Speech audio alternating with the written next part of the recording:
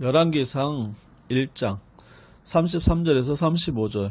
왕이 그들에게 이르되 너희는 너희 주의 신하들을 데리고 내 아들 솔로몬을 내 노새에 태우고 기온으로 인도하여 내려가고 거기서 제사장 사독과 선지자 나단은 그에게 기름을 부어 이스라엘 왕으로 삼고 너희는 뿔나팔을 불며 솔로몬 왕은 만세수하옵소서 하고 그를 따라 올라오라.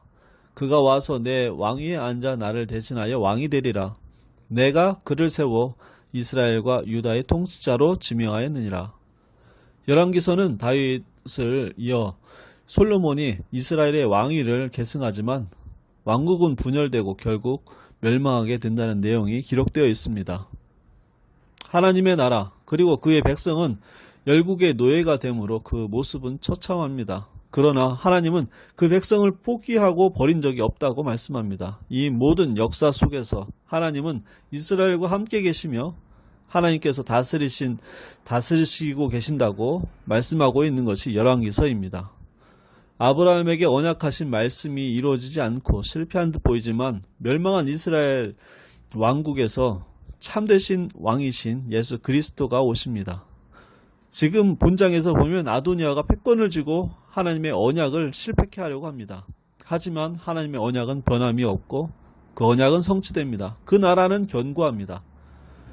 우리의 약함과 실패로 인해서 두려워하지 마십시오. 하나님께서 이루십니다. 로마서 8장 3절 4절 말씀을 보겠습니다. 율법이 육신으로 말미암아 연약하여 할 수 없는 그것을 하나님은 하시나니 곧 죄로 말미암아 자기 아들을 죄 있는 육신의 모양으로 보내어 육신의 죄를 정하사 육신을 따르지 않고 그 영을 따라 행하는 우리에게 율법의 요구가 이루어지게 하려 하심이니라. 다윗은 나이가 많이 먹었고 또 늙었습니다.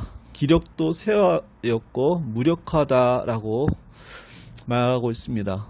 그리고 나단과 밧세바 입을 통해서 우리 주 다윗은 알지 못하시나이다 라고 말하고 있습니다.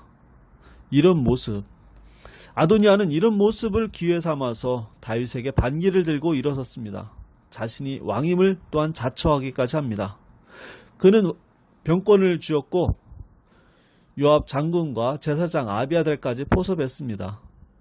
다윗의 왕권은 풍전등화와 같습니다.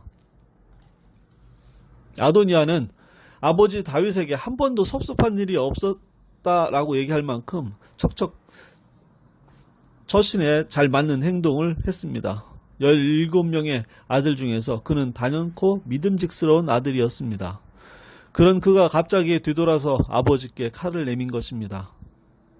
아도니아에 대한 본문의 묘사를 잘 보면 섬찟함을 느낍니다. 그는 스스로 높이다. 내가 왕이 되리라. 자기를 위하여 병력을 준비하다. 용모가 준수하다 라고 기록하고 있습니다. 이것이 어떤 모습입니까? 세상에서 으뜸으로 여기는 기질과 능력의 모습입니다. 우리가 바라고 원하는 모습이기에 우리가 놀랄 수밖에 없습니다. 우리가 이런 모습을 보고 싶어 하죠.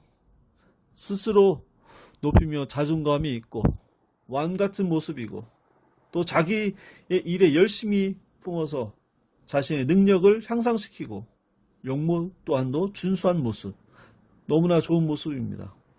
우리가 지금까지 세상이 원하는 바를 추구하고 있었던 것은 아닌가 싶습니다. 세상은 우리에게 이런 모습이다라고 하면서 동경하게 만들었습니다. 세상의 가치는 하나님의 언약을 바라보지 않기에 두려운 일입니다. 이런 일이 나쁜 일이 아니라 세상의 가치가 우리가 하나님의 언약을 바라보지 못하게 하기 때문입니다. 하나님께 속하지 않는 자는 기회가 있는 대로 곧바로 뒤돌아섭니다.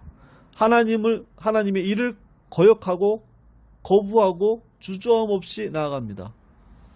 그리고 그들은 자신의 나라를 세웁니다. 이것이 세상입니다. 세상은 거짓되고 무정하고 부정하고 불의합니다. 우리는 세상에 속해 있었다라고 로마서 1장은 우리에게 말씀합니다. 또한 하나님의 의가 나타나서 우리를 살리셨다라고 말씀합니다.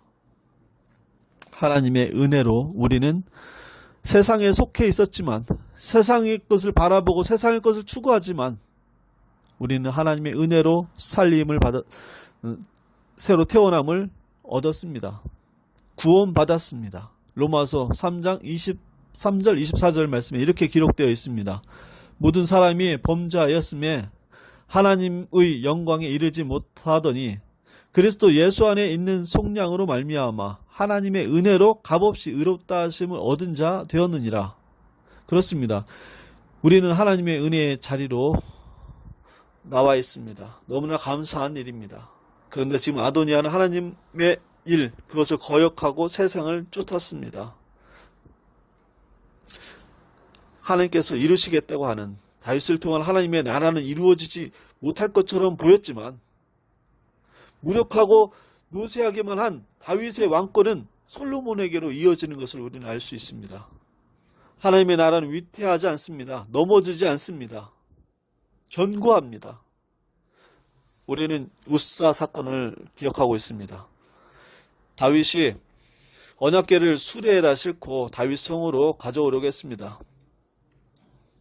그런데 나곤의 타작마당에 소들이 뛰므로 우사가 언약궤를 붙잡다가 죽고 말았던 사건입니다. 우리는 여러 가지 상황 속에서 아도니아처럼 이런 모습들을 기회로 삼아서 손을 대기도 하고 우사처럼 위기로 느껴서 섣불리 손을 댈 때도 있습니다. 어떻습니까? 세상의 가치를 따르는 일과 하나님께서 이루실 일에 대한 우리의 순종, 이 두 가지 일에 대한 분별이 있기를 원합니다. 신실하신 하나님을 믿으시고 소망 가운데 따라가시기를 원합니다. 이 시간이 때론 길 수도 있습니다. 길게 느껴지기도 하고 사라질 것처럼 보이기도 하고 언약이 성취되지 않을 것처럼 보이기도 합니다. 하지만 신실하신 하나님은 일하고 계십니다. 우리를 보고 계시고 우리를 지키고 계십니다. 신실하신 하나님을 믿으며 살아가는 저와 여러분이 되기를 소망합니다.